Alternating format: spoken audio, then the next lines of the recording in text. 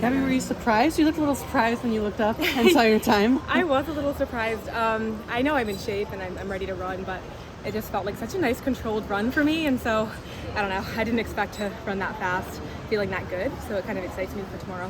Did you come in here with a time you wanted to hit? No, I try not to do that. I go into each race thinking I'm just going to win.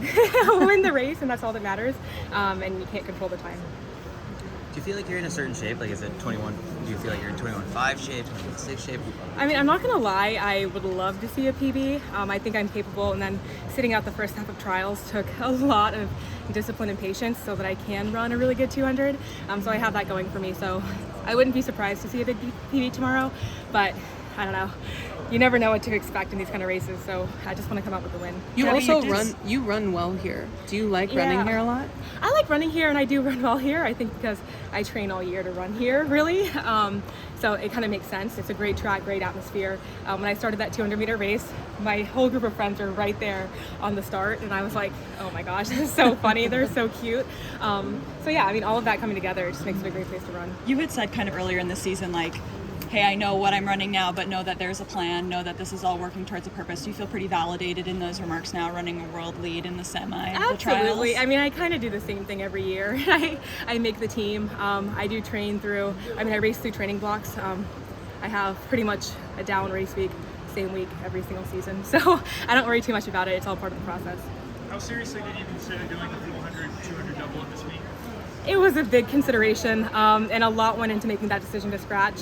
It was really, really hard for me to watch those 400s, and I was here in Eugene just kind of training through it. But I think ultimately it was the right decision, and I'll probably have another quarter in the near future. Training's been going well all spring. Any setbacks? Training's been going really well. A few minor setbacks, but I always tell myself, I mean, you can just do hard things when you're going through hard things, and so I think that's really important to remember, and I'm taking that into this meet too. Sorry, not to bring another competitor. What do you think of like Mackenzie Long and her story? Incredible. I mean, that was exactly what I'm talking about. It's one of those inspiring stories that you hear about, and it inspires me. I mean, you see her doing incredible things on the track despite what she's going through in her personal life, and then you know you can do that. Seeing her do that in so many amazing stories that we see from the women who are competing at this meet, it just kind of fuels me to go into my races as well.